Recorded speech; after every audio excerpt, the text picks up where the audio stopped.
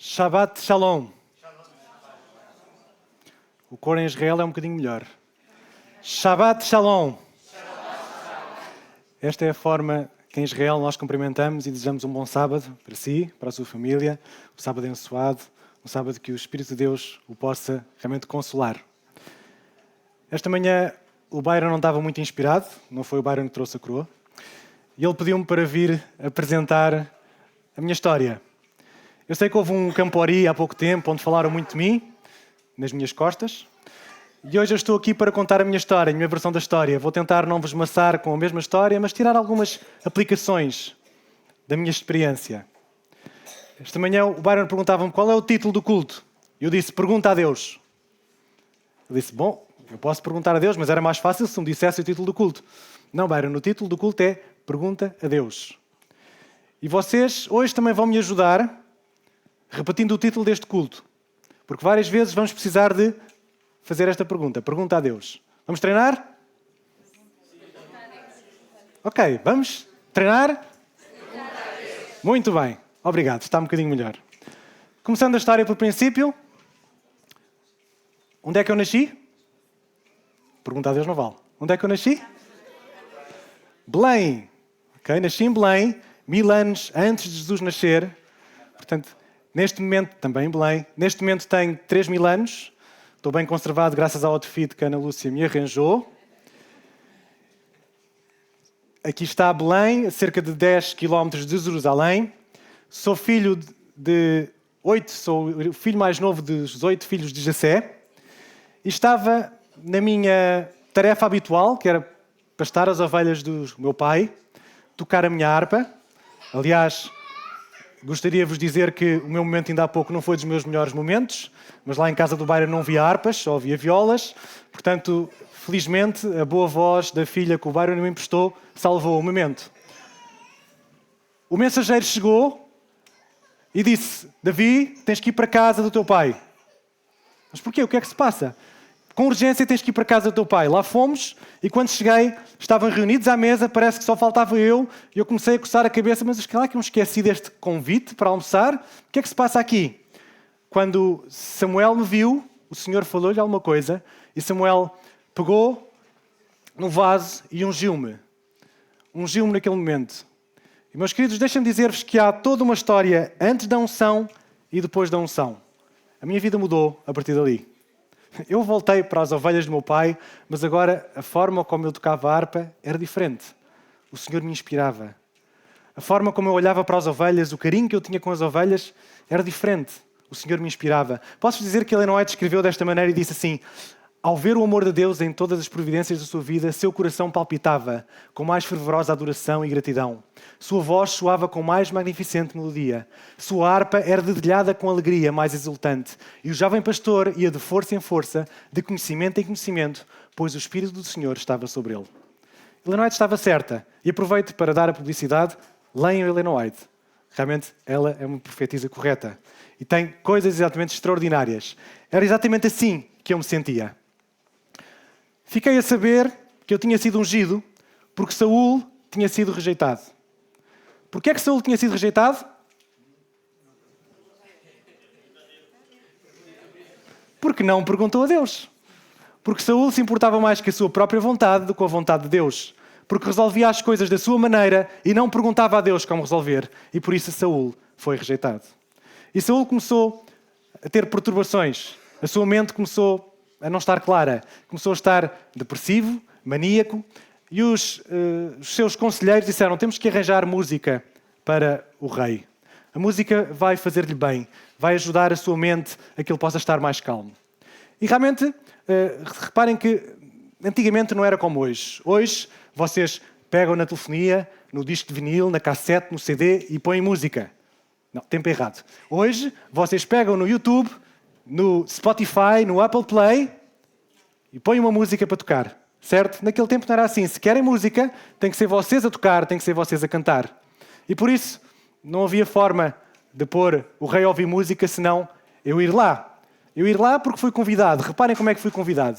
Então respondeu um dos moços e disse, eis que tenho visto um filho de Jessé, o Belemita, que que sabe tocar e é valente e vigoroso, e homem de guerra e prudente em palavras e de gentil presença, o Senhor é com ele.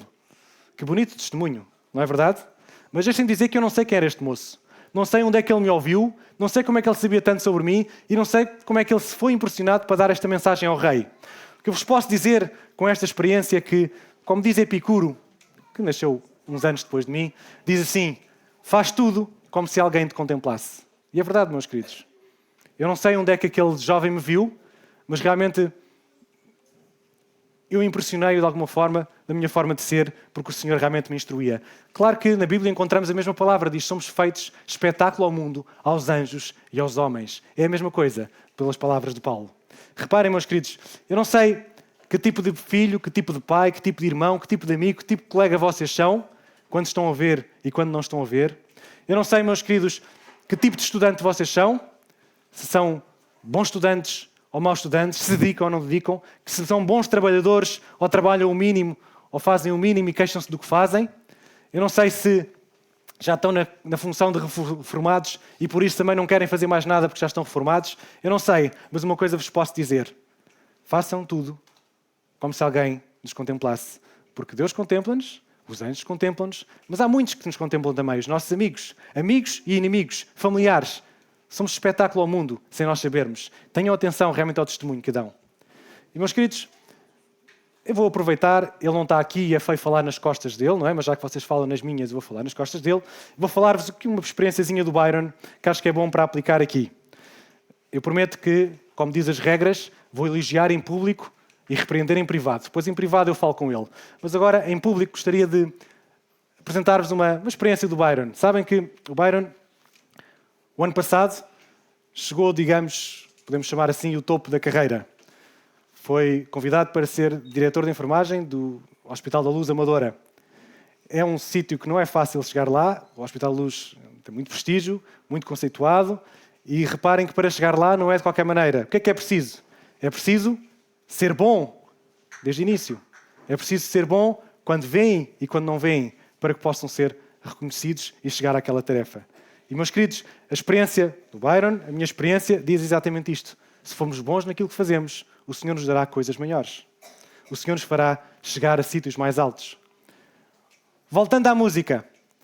Não é que a música tinha efeito? Eu tocava para o rei, o rei acalmava.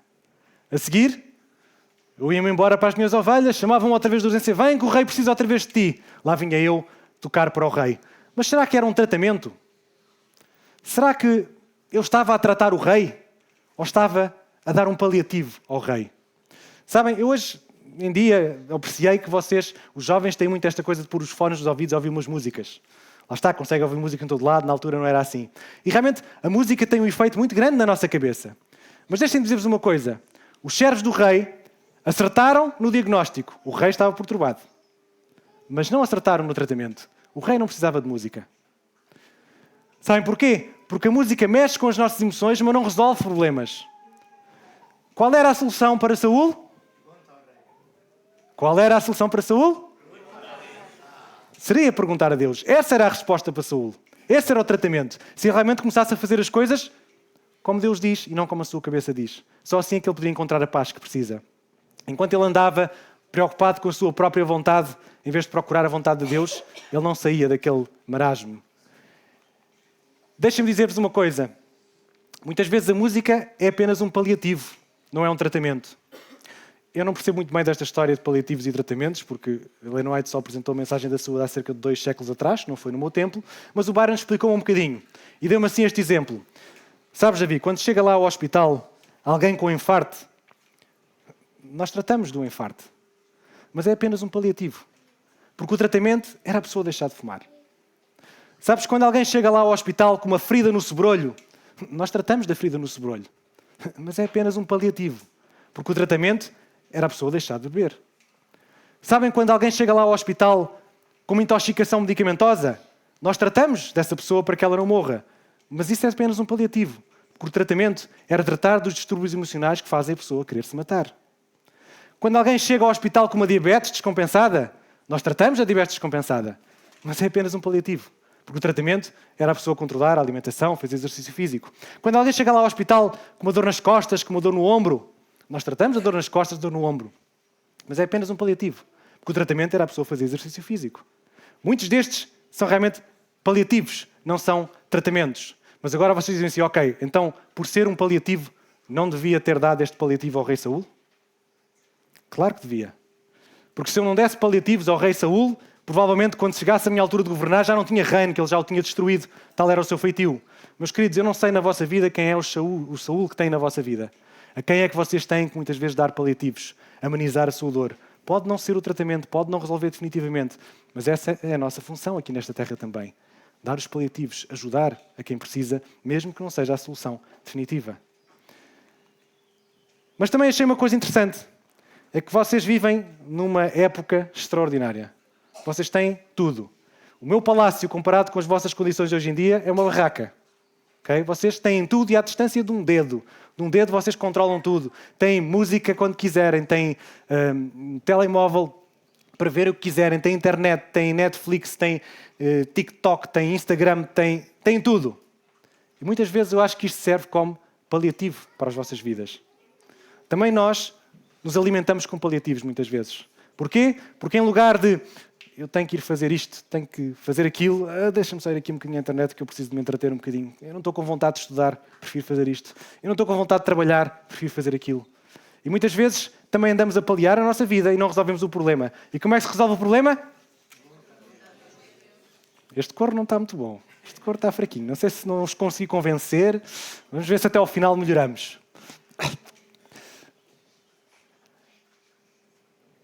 Passei o início da minha vida entre as ovelhas e o palácio. E, na verdade, os meus amigos diziam, Davi, tu foste ungido rei, vai ao palácio, tira Saúl do trono e governa. Saúl já não está em condições, vai lá e faz realmente aquilo para que foste ungido. Mas, meus queridos, se o próprio Jesus, o maior rei deste mundo, veio servir ao ponto de morrer por nós, quem seria eu para usurpar seja o que fosse?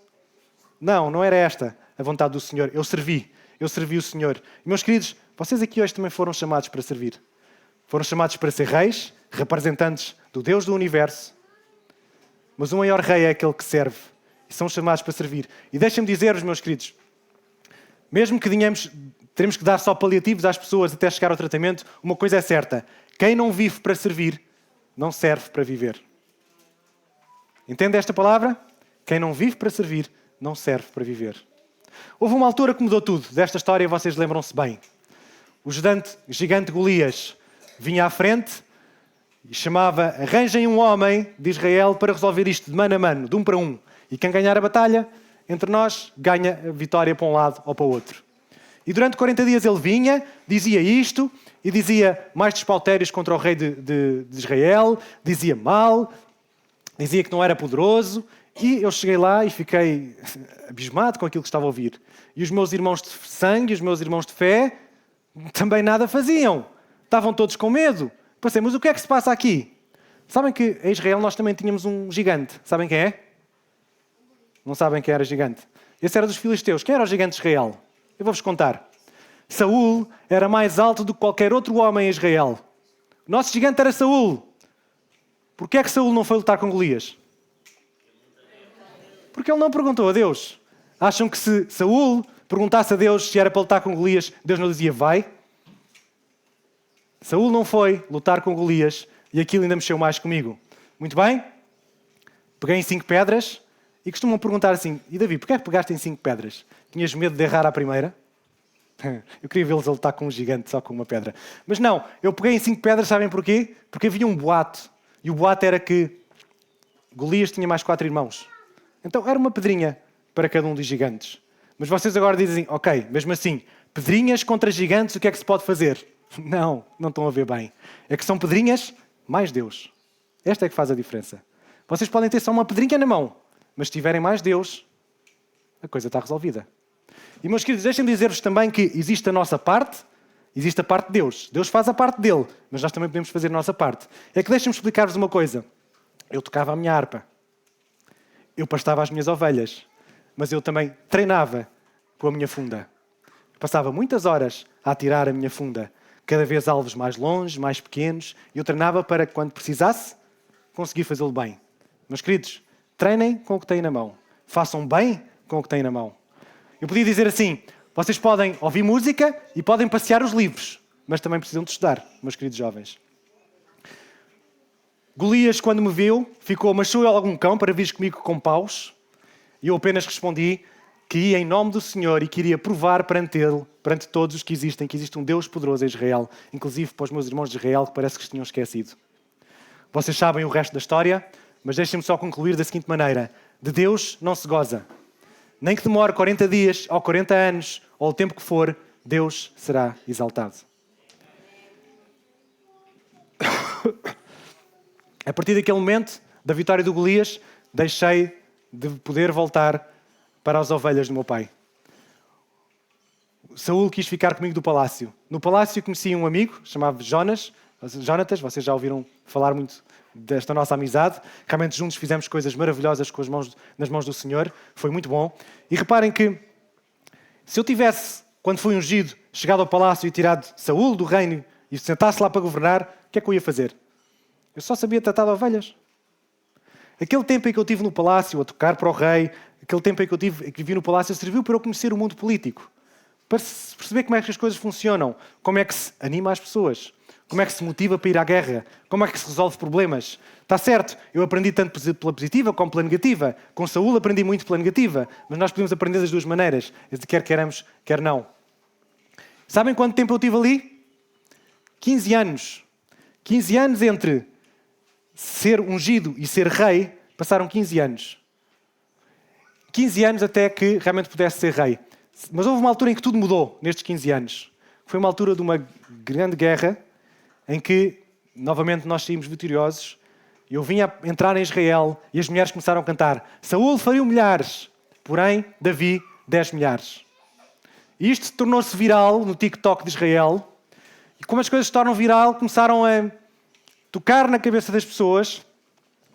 E uns estavam muito alegres, mas havia um que não estava alegre. E este chamava-se Saúl.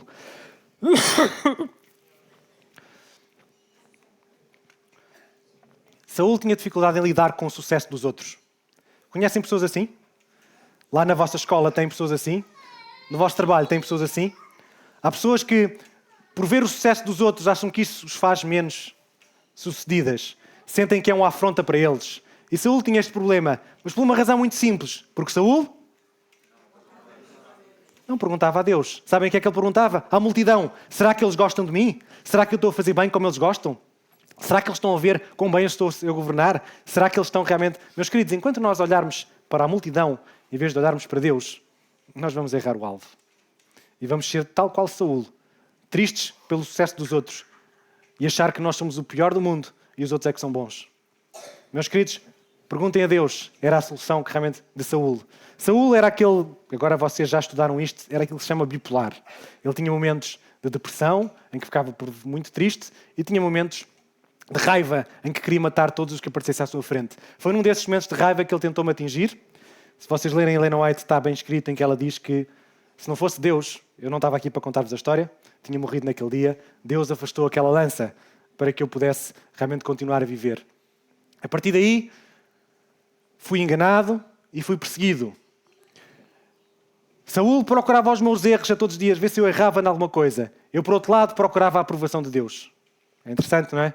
Eu não me preocupava muito com Saúl, o que me preocupava era se estava aprovado perante Deus. Se estava a fazer aquilo que Deus pedia.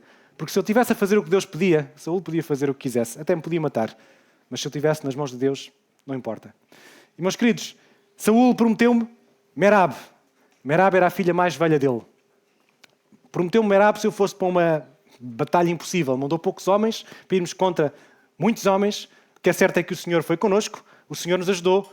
E eu cheguei e Saúl pegou na mulher e ofereceu a outro homem. A seguir prometeu-me Mical. Mical era a filha mais nova de Saúl.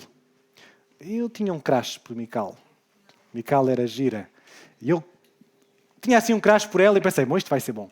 Ele disse, agora quero 100 filisteus, Davi. Davi tem que ir matar 100 filisteus. Muito bem. O que é que eu fiz? Perguntei a Deus, eu fui e matei 200 filisteus. Saúl não teve outro remédio, eu acabou por mudar Mical, mas realmente ele não me queria para genro, ele queria-me para morto, era diferente. Começou então a ordem de morte, e se não fosse Jonatas, eu tinha morrido mesmo ali. Jonatas realmente orientou as coisas para que eu pudesse fugir. Mas deixem-me dizer-vos uma coisa, meus queridos. O Espírito do Senhor se retirou de Saul e atormentava-lhe um espírito mau. E esta imagem que aqui está é para lembrar uma coisa. Só há duas hipóteses. Ou o espírito bom, ou o espírito mau. Ninguém fica em cima do muro a decidir.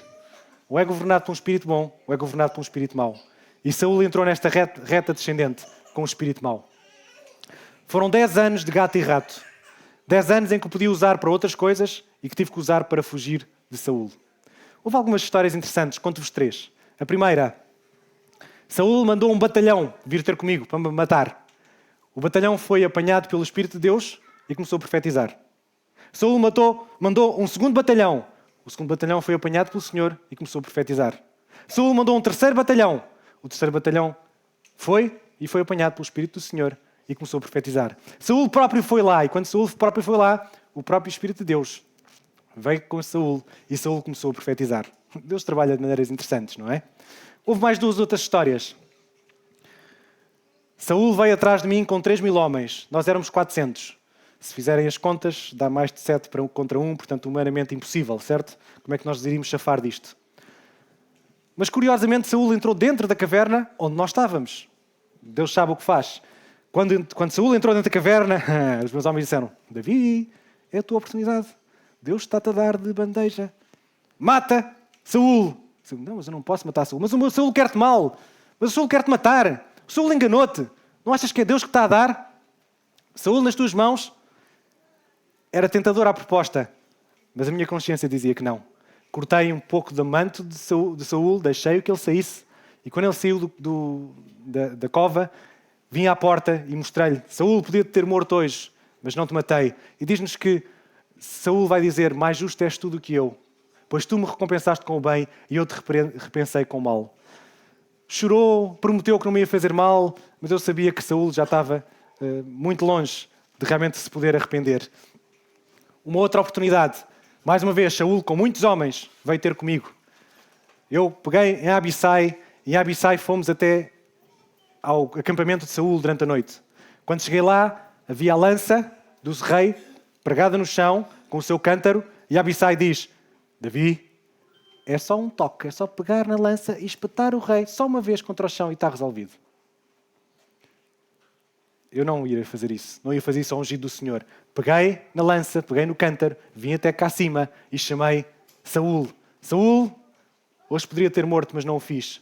Novamente, Saul, pequei, volta meu filho Davi, porque não tornarei a fazer-te mal, porque foi hoje preciosa a minha vida aos teus olhos. Eis que percebi loucamente e errei grandissimamente. É difícil confiar em alguém bipolar, não é? É difícil confiar nestas palavras. Mas queria-vos dizer-vos uma coisa. Nesta experiência que eu tive, gostava de vos transmitir uma coisa, que é aquilo que Paulo diz em Romanos: Amados, nunca procurem vingar-se, mas deixem com Deus a ira, pois está escrito: minha é a vingança, eu retribuirei, diz o Senhor. Percebem o que é que está aqui a dizer? A vingança não é nossa. Quando é que Deus vai autorizar nós nos vingarmos? Nunca. Quando é que Deus vai autorizar eu pagar mal com mal? Nunca. Portanto, meu amigo, meu irmão, se os teus princípios não estão de acordo com isto, então és tu que tens que mudar, não é Deus. Porque Deus não muda. Se tu não concordas com isto, és tu que tens que mudar. Adequa os teus princípios aos princípios de Deus.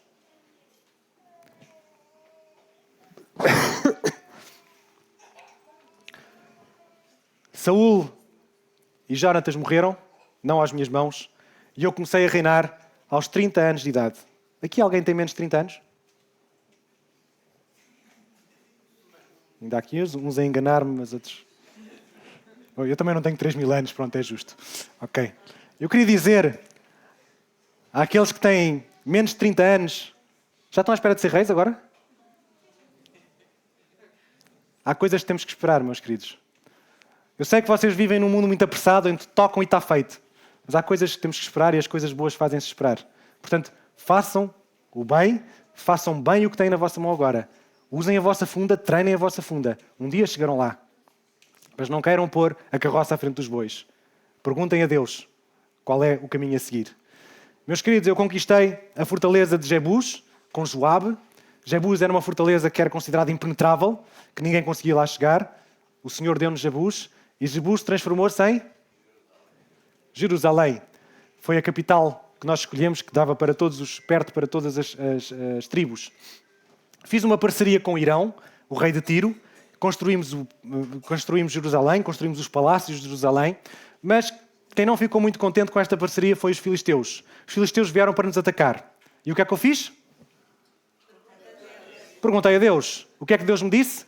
Sobe, porque certamente entregarei os filisteus nas tuas mãos. Nós fomos e vencemos a batalha. A seguir, os filisteus reuniram-se mais aliados em Refaim. E o que é que eu fiz? Perguntei a Deus. O que é que Deus disse? Não.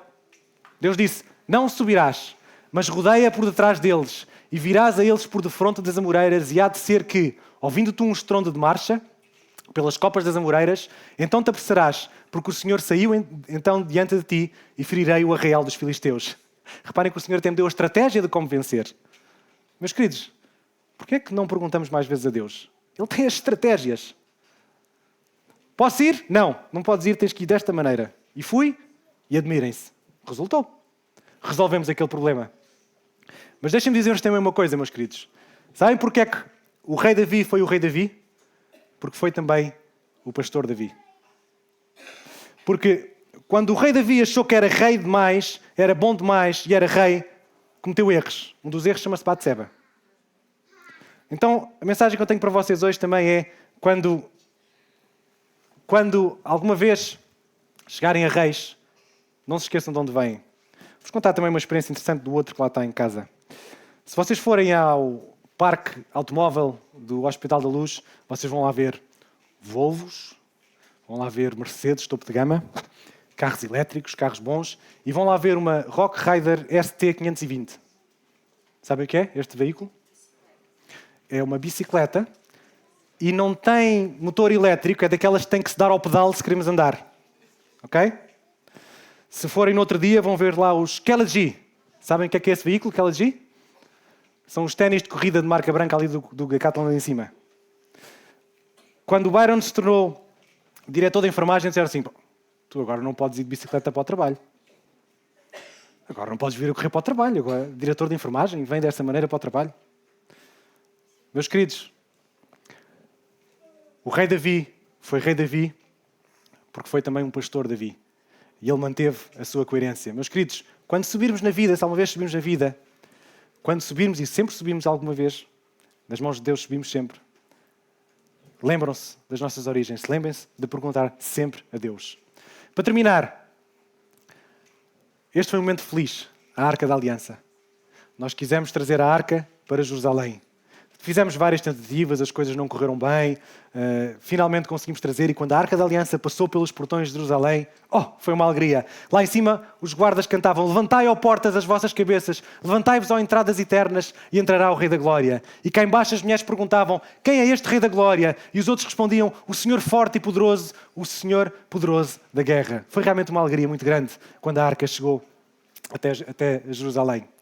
E havia uma coisa que eu queria fazer também, que eu tinha muito gosto em fazer, que era construir um templo. Nós tínhamos uma casa de pedra, e o templo continuava a ser de pano, continuava a ser aquele tabernáculo. E achei que eu queria construir um templo para o Senhor. O que é que eu fiz? Perguntei a Deus. O que é que Deus disse? Não. E eu, como é que eu fiquei? Não. Enganam-se, meus queridos. Eu fiquei contente. Sabem porquê? Sim ou não, a mesma alegria. Sabem porquê? Pior do que receber um não é não receber resposta de Deus. Meus queridos, possamos aceitar os sims de Deus e os nãos de Deus, porque pior que isso é Deus não querer saber de nós. Portanto, meus queridos, eu fiquei contente porque pude fazer os preparativos para o meu filho construir o templo. Mas fiquei contente porque Deus me respondeu mais uma vez. Este é o versículo que encontram em Atos, que diz assim, achei a Davi, filho de Jessé, homem conforme o meu coração, que executará toda a minha vontade. É injusto este versículo sobre mim, eu cometi muitos erros, é verdade, mas houve uma coisa que eu fiz sempre, e isso me ajudou, foi, em todas as situações, aconteça ou acontecer, eu fazia sempre uma coisa, que era Shabbat Shalom.